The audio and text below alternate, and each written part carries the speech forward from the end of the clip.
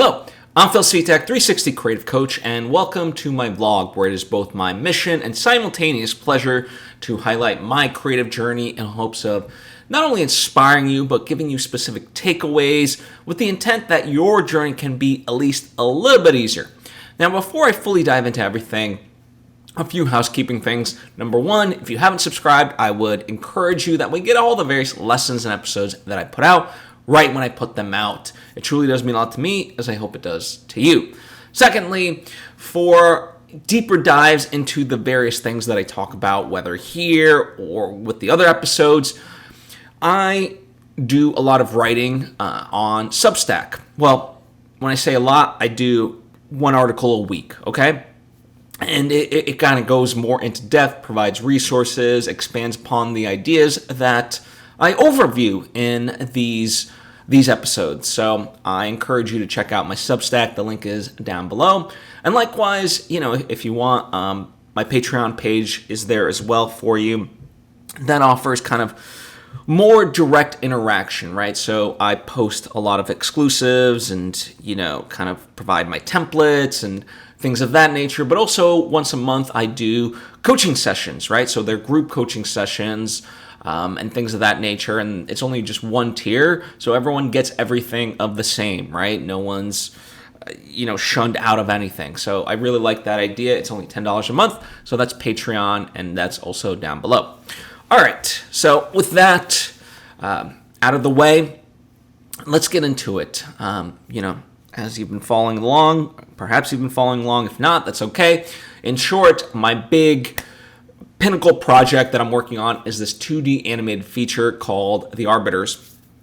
And it's been slowly but surely going, right? So we're in the development sort of pre-production phase, and I'll talk about why I say that. But overall, we're trying to get the film off the ground in terms of funding. And a big component of that is, regardless of the funding and stuff like that, we need the best script possible, right? And so continually we have been revising, editing, and so forth. And so, I've done a pass, and then John Comerford, who is one of the core people involved in terms of the story, took a pass at it, and then myself, John, and Sarah Stratton, we all got together for kind of like our own mini writer's room and just assessed, what's working, what's not, how do we tackle some of this to enhance it, and so forth. And that was a really good, productive session. We kind of took it in two chunks, where certain instances we would literally sit at the computer and revise everything. And we would revise it over and over, and we actually would look at the script, and then each one of us would pick a character, and we would act it out, right? Just to see how it flowed off the page. Because at the end of the day, you want your script to be readable and enjoyable on its own, but it is meant to be filmed, right? And it is meant to convey something visually and through actors and stuff like that. And so, just kind of getting the flow of that, and that really helped out some key scenes that we've been workshopping for quite a while, but it really did enhance it. The other parts of it, we, just kind of jotted down notes of like, okay, we know we need this to be more emotional. So let's, we jotted down ideas, but we overall just laid in a note of like, fix this later, right? And that's kind of how we tackled the whole script. We would either directly make the change or just note the change. And so John had time last week, so he took everything and has been revising it. Whether or not he's finished, TBD. He didn't know if he could, but he would address as much as he can, and then it essentially passes over to me regardless, right? So let's say if he did finish it, or if he didn't, then either way, it's I take the baton and continue the effort. And this coincides really with the effort. So we do have a consultant named Carlina Williams, who is fantastic, and she's been on the development side with studios. And so, her main thing is just the script. And I understand, right? It makes sense. In order to attract the people that we want to attract, ultimately, we need them to be excited, especially on the level we're at, where we're not household names and we don't have any people necessarily attached yet. We're in talks and things like that. But again, whenever you want to attract an A-list celebrity and things like that, you want to give them a script that they can get behind. And so with her, we have created a game plan that I was really excited about, particularly because she had come up with an actress that, I know, I don't know personally really well, but I have a lot of respect for by watching her movies and what she does. And to me, it was an inspired choice because it wasn't something that I was thinking of, but as soon as she said it, it just kind of clicked, and I was like, that would be a perfect person for the role. And now, as we write and revise, I can start to see the character in my mind's eye and be able to write in that way. Now, does that guarantee that she'll do it and that, we're going to get her ultimately? No, not at all. But it does give me and the rest of the team something to shoot for. Again, just something to be excited for, and why not? When I say why not, the fun part is there's a big actor who would be like a dream get for me for any project, let alone this project, but he's perfect for this project. And, that all happened because I just kind of cold called his agent and, was developing a relationship with his assistant, not platonically, by the way, just for full clarity and stuff like that. I've never met either the agent or the assistant in real life. We just always talked over the phone and over email. But because of that, I was able to, just and not waste their time, but be directive. Like, here's what I'm looking for, blah, blah, and, what's the best way to go about it. And they told me, from their perspective, what the best way to, potentially get this actor. And it all started with, submitting an offer that would make sense. And so we did our homework to make sure that the offer wasn't insulting, but it was good and left open for negotiation, but ultimately wasn't insulting, but also didn't balloon our budget. And now what's exciting is that they're directly going to be reading the script. Now, they haven't had time to because they were finishing up some award stuff, and there's a project that they're finishing up at the moment. But it is exciting to know that the material is directly with this person, and once they finish up this next project, they will give it the time to really think about and consider whether or not this is for them. And that is super, super exciting in that way. And it goes back to that script, right? So that's why, at every stage we want the most compelling, tight, engaging script we can have. And so this person has an older version of the script. My hope is that we can, kind of get them the newer version, which should probably be finessed by the end of the week. But, we'll kind of go from there. And, right now, we're just looking for that unlock, that idea that we can attract somebody, then that opens up doors to more doors and stuff like that. And it really is just about one domino falling initially. Everyone's kind of scared to say yes and be the first one to say yes. A lot of people like the merit of the project, but they want, again, just a little, just a hint of a guarantee as much as possible. And having an attached actor is an easier, more viable route to initiate that than some of the other opportunities. But, we're exploring all kinds of opportunities, and I'll talk about that in a moment. Going back to the script, though, I want to say, there's a clip I saw of Quentin Tarantino who talked about scripts in general just being these odd blueprints where someone would then take it and make a movie. And in the grand sense, he is correct. I mean, that's what they are. They're not meant to be their own thing necessarily, but he's also correct that in order to engage somebody, whether an actor, whether a studio, a financier, producers, whoever, to want to come on the project, they're going to be reading the script. And so you want to make the script as digestible, as compelling, whatever genre it is, it doesn't matter. So if it's a horror movie, you want it to make it as scary or as gruesome, like whatever you're going for with that horror. If you're going for sci-fi, you want to do your world building and make sure they understand the world, but at the same time, it's not thousands upon thousands of pages because, again, the script operates differently.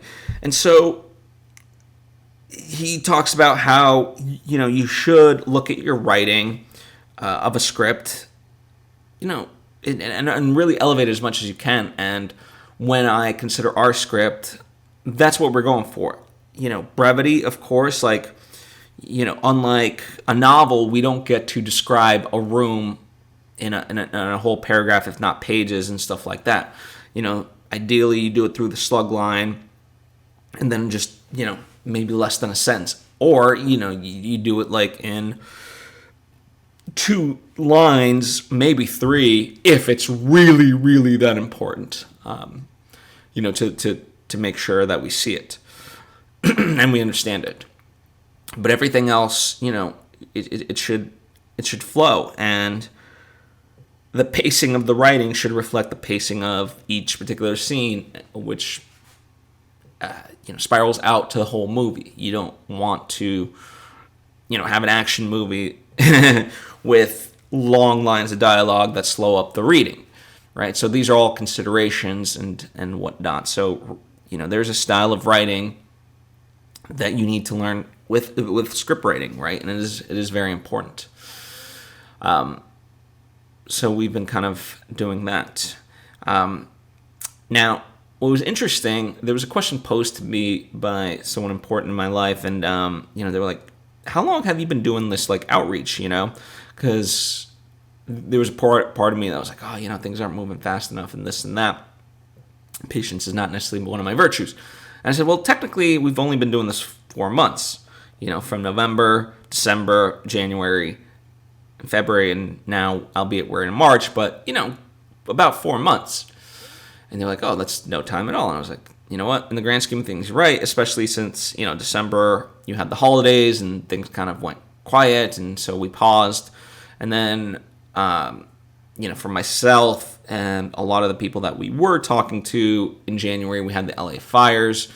So that was a big component of it. And I'm not making excuses. I'm just saying, you could chop those up and say, oh, it wasn't even, technically the full 4 months. There was a lot of start and pause and circumstances that, you just have to navigate and be sensitive to. So, yeah, in the grand scheme of things, we're moving along well.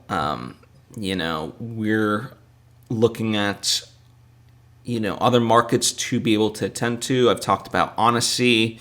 We did American Film Market, but there's other ones as well. The question of, do you also submit in terms of script competitions like an Austin Film Festival just to, get more recognition of the script out there and stuff like that. Do you also do investments, at least in the short term, just to continue it on? That's something that I'm interested in, but it is scary. Instead of doing a crowdfund, this would be a full-on investment. So, for example, WeFunder, there's ways to get investors involved on a project, and it is a true investment. You have to have a Securities and Exchange Commission filing, and you have to report to your shareholders and all that. And my friend Ian Kaiser, who's done, he was nominated for a John Cassavetes Award at the Indie Spirit Awards this past year. For Ghostlight, and he's done St. Francis, all great indie movies. he works with investors, not through like WeFunder, but more directly where, dentists, doctors, lawyers, they get funding that way, and they cobble a bunch of people together to make their thing. And, that's a route for us for sure. That, I'm looking at all these things because, when I say we're in the development phase, we're also like creeping into the pre-production phase where, especially now that we have a solid version of the script, yes, it's going to continue to change, but as far as like, the overall beats, we have that laid out, and now we can start to look at background designs, character designs, props, things of that nature. And I really want to, get back into that. And so we actually have a meeting tonight to, talk about where we're at and where we're trying to head towards. And so that'll be a component of it. The other thing is with the animation team, how do we start to, move forward? One of the things that we want to do is there's essentially, three key components, three different looks to the movie. And I'm being a little bit vague about it, but they're very significant. And so what we want to do, and this was noted to me by someone, we'll call him a mentor, right, of the space. And they talked about how you want to go from storyboard all the way to a finished shot, like one image, one actual frame of your movie. So that way, that's the key image, in the sense that every animator knows what we're going for in terms of look, style, and so forth.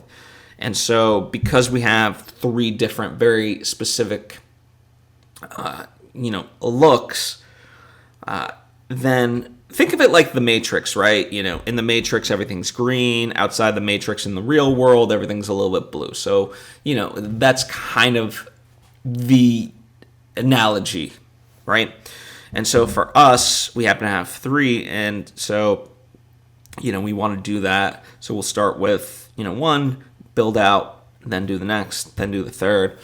And that way we have a North Star for everything that we create moving forward.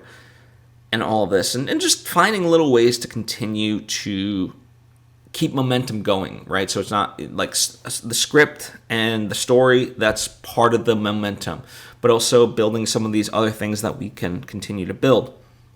And one of the other, I made mention that, we potentially want to go after investors and stuff like that. So we have a very good pitch deck, but it's missing, for the average, everyday, a lawyer, a doctor, and so forth, it's missing that component of like a true investor deck of like, okay, breakdown of the finances and how they'll specifically recover their money.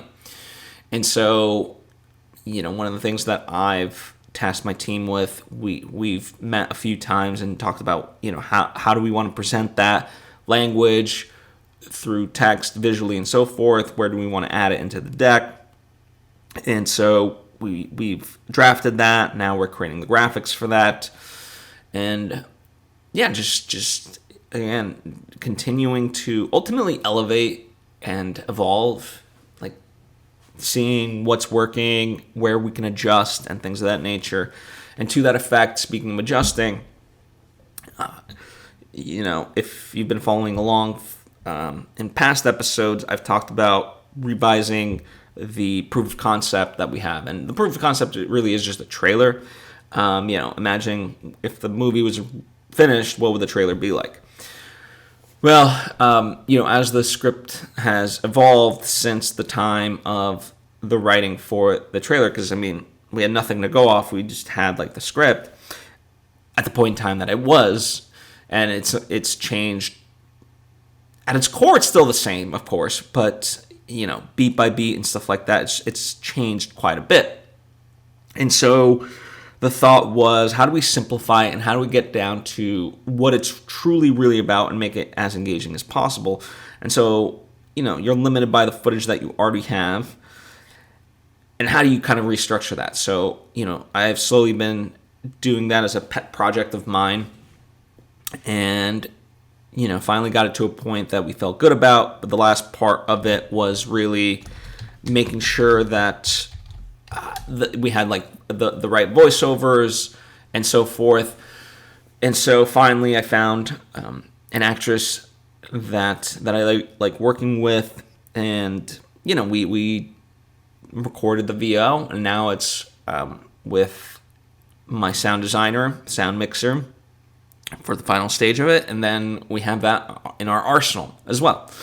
So we'll have two versions of the deck, one for just regular studios and actors and stuff like that, one for specifically for investors, and then we'll have an updated version of the teaser, and we can choose which one we want to utilize, potentially for what. The nice part is you can use one for specific people, you can use the other for other people, right? It all just depends, or you can use the same one. We'll figure that out. But that's been a big component of it. So that's kind of where we're at with this project, and then shifting gears to another project. And there's been this like digital film school parody that I've been wanting to do, and it's a project that has been sitting on the shelf for, at this point, 2 years almost. And I'd gotten to know an editor. She worked with me on the behind-the-scenes featurette of us making the proof of concept, and she did a great job with it. Then I was like, okay, this project's very far along. It needs B-roll footage and things to like illustrate it, but the core of what I'm going for is there. So what if I worked with her and we just got this thing over the finish line? And we've been working on this for 2 weeks at this point, and she's done a really tremendous job of seeing the vision that I'm going for, but then also adding to it and taking it into a direction that I wouldn't have. But it's an exciting one, and I'm really giddy with what she's added to it and re-inspired me. And now we're kind of be like, okay, cool. And I see her vision. I'm like, well, what if we took that concept that you have and did this with it? And so we're very close. We're just finishing out a few pieces here and there. The like just minor trims here and there, but overall we've got whole thing laid out. We're going to be adding in graphics, doing some color correction, and we'll see if ultimately we need to take into sound design, or if we could just kind of keep it as is with what we polish it up with, which I think for what we're going for, I think we'll be fine. And it's about 6 or so minutes, give or take, but I think it's a lot of fun. It was always intended to be fun. What does it do for anybody? I don't know, but it was just a fun project, and I try to be a completionist. It's been sitting on the shelf for too long. A lot of people did me solids, and we're a part of this, and so I just wanted to finish it up for everybody involved and just have it be out there in the world. And so I'm excited for that, and I'm excited to have worked with Shannon again. In fact, there's going to be a mini documentary, like a 10-20 minute one that we're going to work on after this, that I'm going to talk more about, but that's going to be exciting. I think it's going to be really, really cool, and something that another project that has been on the back burner, but I want to start with, just getting one off the shelf, because that one was, the digital film school one was way further along than this next project. This project is a little bit more involved, and because it's a documentary, so it's not scripted, right? So you have to kind of create the story for it, rather than with digital film school we had the script and we had shot the footage, so it's much more straightforward in that way. But yeah, so that's been exciting. And the other sort of aspect is that I've been slowly but surely doing some writing for my novel. I've been having sort of creative breakthroughs, and while I don't get a lot of time to write in a week specifically for this, just kind of, let's say 2 to 3 hours a week. Thus far, in the 4 weeks that I've been doing it, has yielded 11,000 words, which certainly by Stephen King standards, he writes about 2,000 words a day, is nothing. But as I say to any people that I coach, it's like, listen, just slow and steady progress is the way, right? You can't revise what's not there. And, however much time you have, like, it'll make progress. And so, at the pace that I'm going, it'll be, it'll take me, whatever, a couple months, 2 to 3 months, maybe 4, maybe 5, who knows? But I'll have a solid first draft of the book that, has been shelved for quite a long time. So, yeah, I'm really excited to be back into it. That form of writing is vastly different than script writing, and so, it's always interesting to go back and forth between the two mediums because they are two different mediums. But yeah, it's been fun, and slowly but surely, you just chip away at it, and you start to see the result. Like, I remember doing it the first day, and after the first week, barely having like 2,000 words, and I was like, because for me, I have everything mapped out as far, like, overall, right? Like, there's room to play with and go, in different directions here and there, and how it all acts out. But I've got the chapters laid out in the spreadsheet, of what should happen in each chapter, and overall, like, the page, like, the number of words that I'm aiming for. And, then there's that age-old, like, ticker, if you will, where it's like, okay, here's the amount of words written, and here's how many you have left to go to hit your total, right? And so it's always fun to see that go up in terms of the words written and the words left to go less. But when you're first looking at it, it's that intimidation where, oh wow, this is like an insurmountable amount of words to write, and look how few I've written thus far. But it is really that adage of, a 1,000-mile journey begins with the first step. Like, that's what this is, and that's what any artistic endeavor is. And if anything, I rail against the idea that people nowadays oftentimes, they want the result. And what they really want, I think, if we're being honest with a lot of different people, is they want the fame and the fortune and the glory, right? But they don't want to put in the work, and this is the work. It's very, very arduous. And yes, in hindsight, even for myself, I watched these various makings of, one of my favorite is called The Matrix Revisited, but even just this past weekend, I had bought the Scream series on Blu-ray and stuff like that, and included is like Inside Scream or something like that it's called. And it's an hour and a half documentary, if not potentially more, about how they made the first Scream. And it's an arduous journey from start to finish. But even just examining that development phase, that development hell of getting a studio to greenlight it, getting a director attached, and seeing the vision and how is this going to go, was a long road and a hard road. And you watch it and it's like, oh, cool, I certainly love stories. I hope you love stories like this. But by watching it in a documentary, it's kind of glamorized, right? Like, oh, this is so cool. This is neat, and look how they managed to overcome it. And they did, and it is cool. Except now put yourself in their shoes in that specific moment as they're dealing with all this stuff being hurled at them. I'm sure we can have an appreciation for it because of the final product, but in that moment, it's not fun. So, it's just kind of fascinating. You have to really want to do these things in order to push through it. And in the age of consumption and quick consumption and fast turnaround, like, I think we need, as artists, to have that focus for longer term projects. And, that's what it's going to take. And in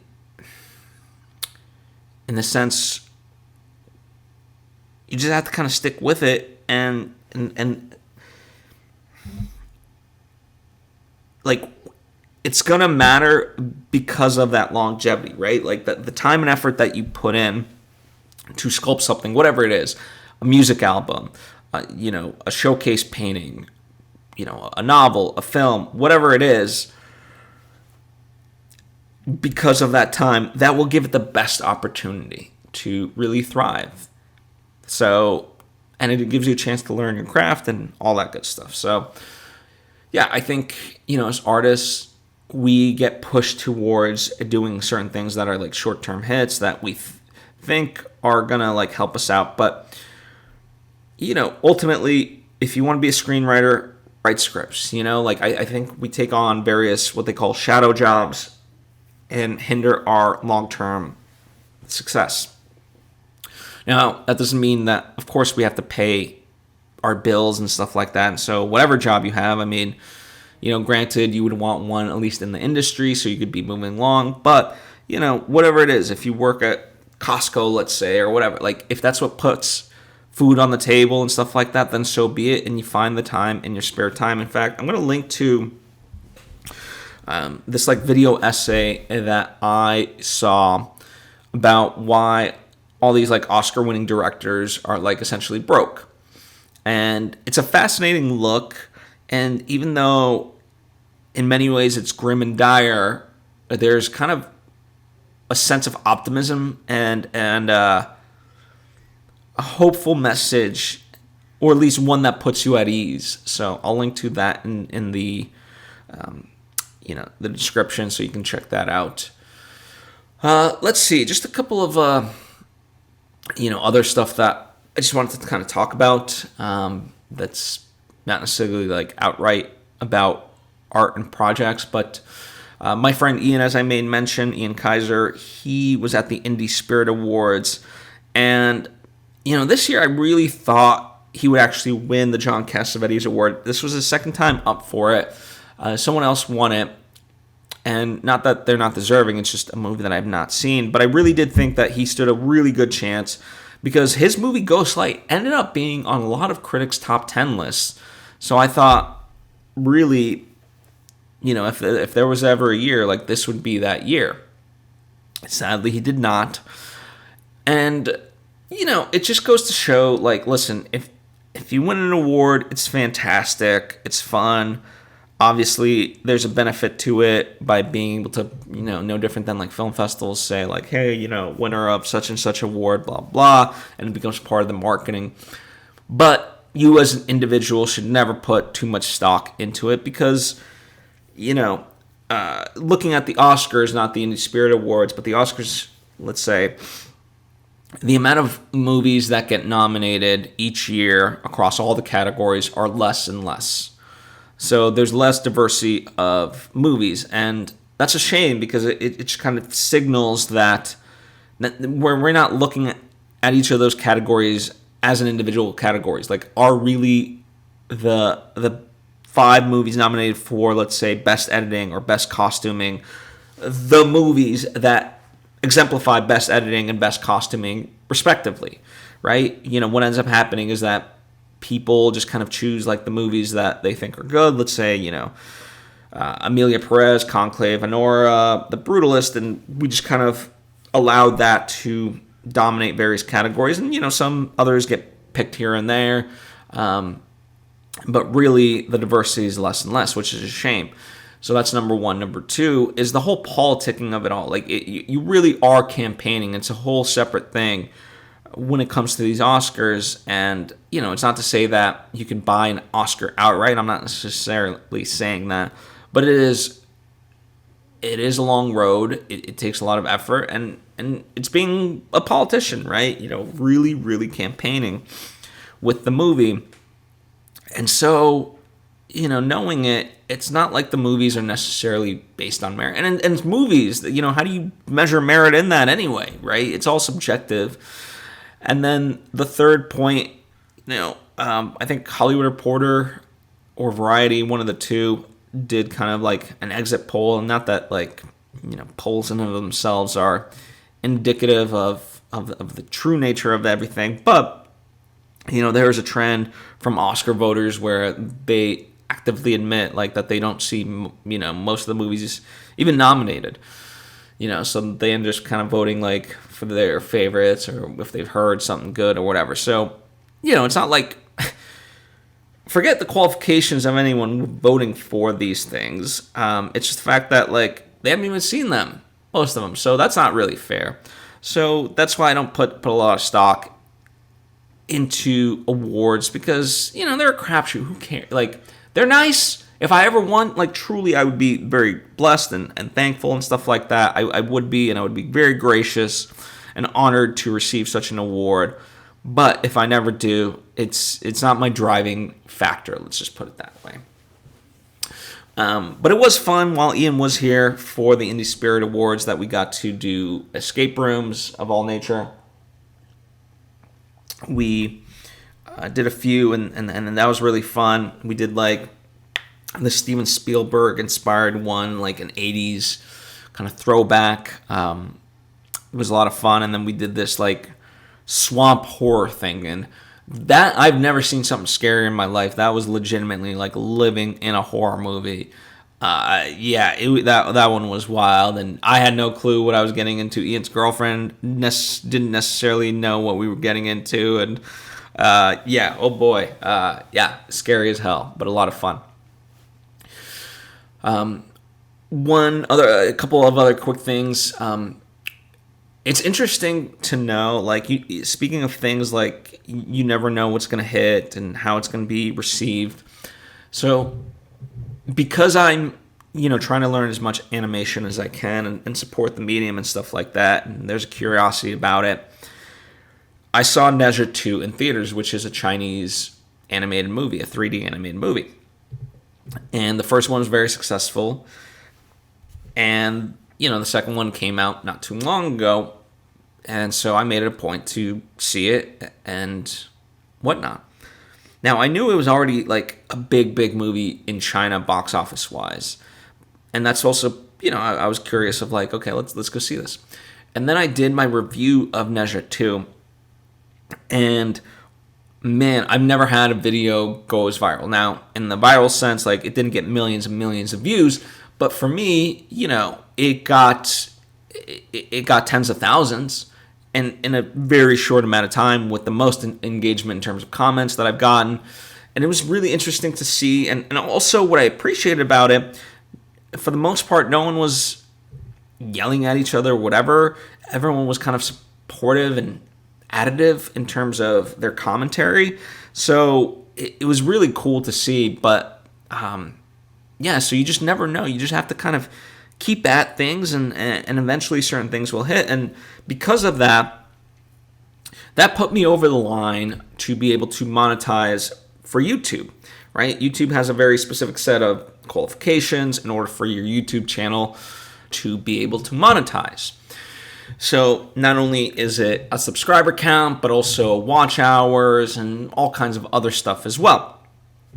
Well, my channel has been around for 8 years, and I'm finally pleased to say that this Ne Zha 2 review video, it actually put me over the edge to be able to monetize, and it's exciting. Now, it's exciting because finally, after so many years, I'll be able to earn money for the stuff that I put out on YouTube. Now, it's pennies on pennies on pennies. It's not like all of a sudden every time I post a video, I'm going to be each month getting like $100 check. I mean, I think each month, like if I'm earning $10, I think that will actually be, quite significant. But who knows, over time it can grow. I mean, the overall, what they call a CPM on YouTube is very, very low. It's no different than being a musician or a podcaster through Spotify and stuff like that. Like you're just not earning a lot at all and stuff like that. But to have met those qualifications in and of itself is a big milestone. And you know what? Every now and then, if it gets, if what I put out on YouTube gets me a free meal, awesome, right? But that's why, in general, I'm trying to diversify everything that I do, right? So I'm not just focused on YouTube. I also post on TikTok and, across other social medias. That's why I have a Patreon page to try to really engage on a more direct level. My Substack is taking the stuff that I speak and putting into the written form and expanding upon there, because there's different things you can do with writing that you can't do verbally. And so I'm looking at all these things and trying to just engage with you as an audience and things of that nature. And the only downside is I'm not trying to be any of these things outright. Like, I'm not trying to be a YouTuber outright. At the end of the day, I do all this stuff with the intent to be of service, but at my core, I'm a filmmaker, I'm a storyteller, and so that's what I'm going to put more of my priorities into. It's not like when I do these, my heart and soul goes into it, but I only allot a certain amount of time each week for these versus, my writing. I make sure that that's good to go. And if ever there's a week, and you've seen these weeks, that time is just short, then okay, I, limit more of how many lessons that I put out, or sometimes I might not put out anything.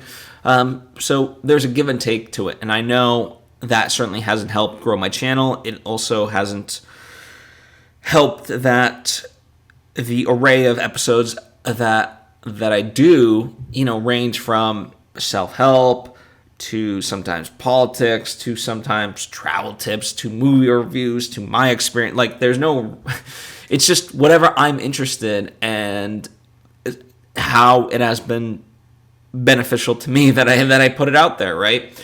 So that's fascinating. Now, to that effect, one of the ways that I've been able to do all these various things is, not that I'm perfect at it, but I've been able to identify mission critical components, right? Especially with my work, it's like, okay, what must get done and how can I get it done in the most efficient, effective manner?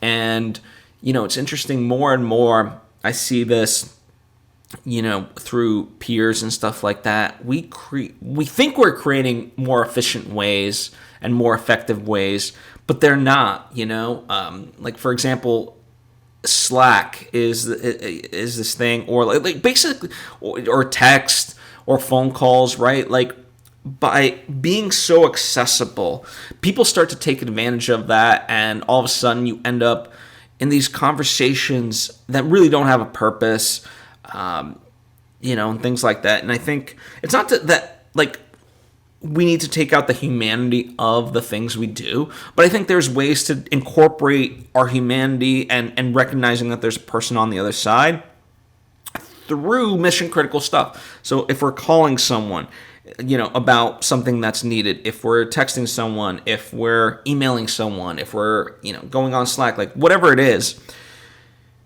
make it mission critical, but then you can also add like the personalized touch in there. And I think we just get away from that. We, more and more that I see, we make many modes of like things impersonal, right? Number one.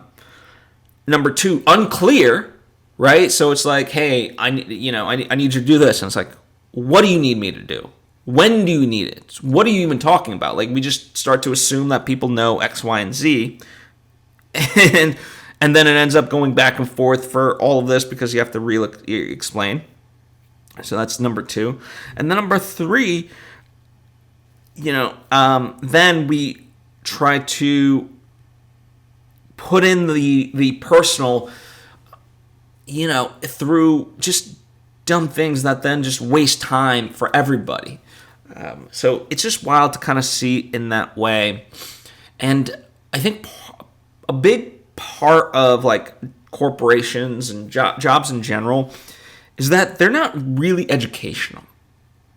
And you might say, okay, why is the job got to be educational? Well, anytime you take on a new employee or an employee is assigned to do a different task, whoever it's being assigned to, like, they should teach them the expectations.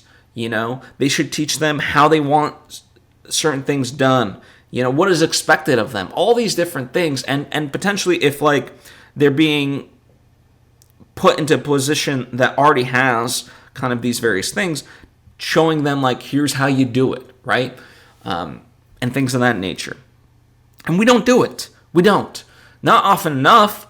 And I get it. Everyone is busy and so forth. However, it comes at a big detriment because ultimately the time you might put out front to teach someone how to do a certain thing will come back tenfold, right? But we just always think of like the here and the now and like blah, blah, blah. And we're just so inundated.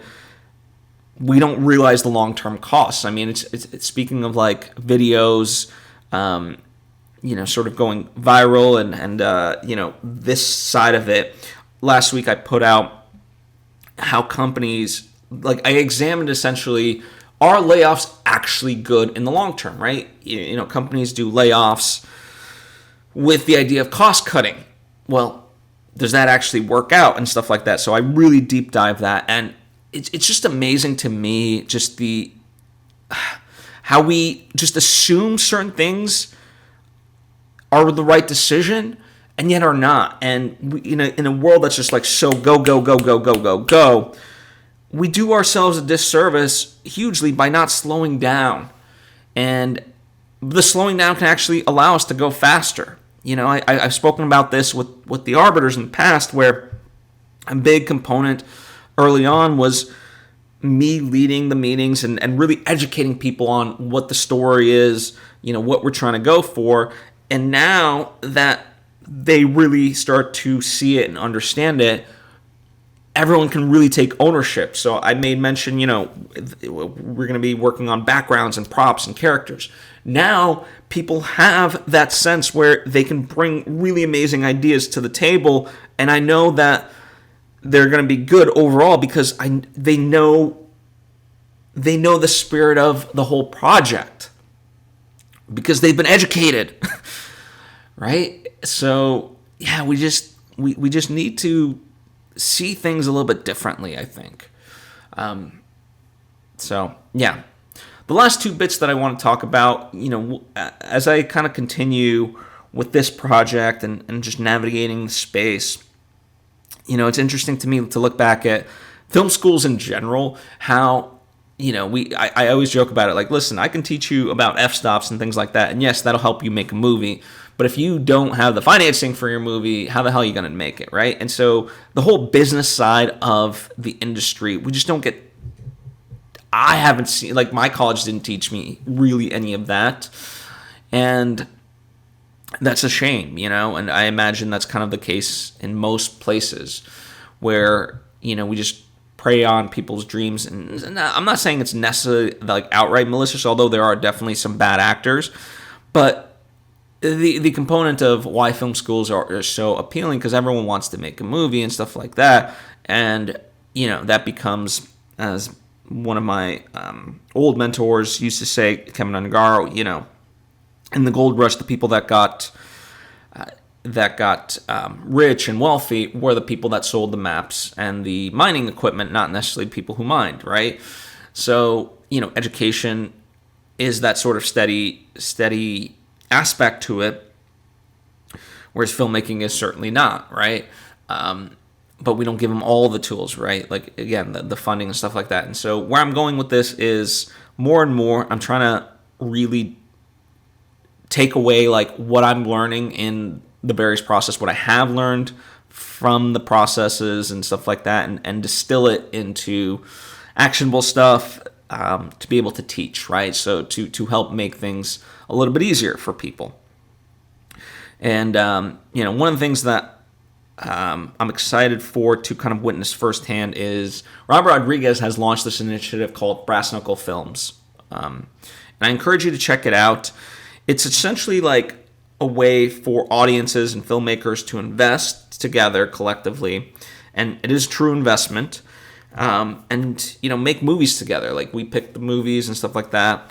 I encourage you to check out his website to kind of see what it's all about. I am an investor, but I guess I'm disclosing that not because I guess legally I have to or whatever, but just so you know. But I'm an investor because I'm curious to see this, and also Robert Rodriguez is one of my favorite filmmakers, so this gives me a front row seat to what he's doing and support him. So that's been very interesting, and there's an episode that I have coming out where I'll talk about what he's doing more specifically, and the Duplass brothers, and also crowdfunding, how that plays into just really taking ownership of your movies and not letting the traditional system hamper you down. Now, is it easy? It never really is, but at least it gives us options, right? So I'll be taking a look at that, so you can look forward to that. Anyway, I've yapped your ear off long enough. These are things that I've been working on. These are things that sort of have been going through my mind that I'm excited about. So hopefully, there's takeaways for you. As always, you can comment down below with any questions that you have about the things that I talked about things I didn't talk about, whatever you want. Let me know. Would love to continue the conversation, be as helpful as I possibly can be. Thank you so much. I truly do appreciate it, and hope to see you next time.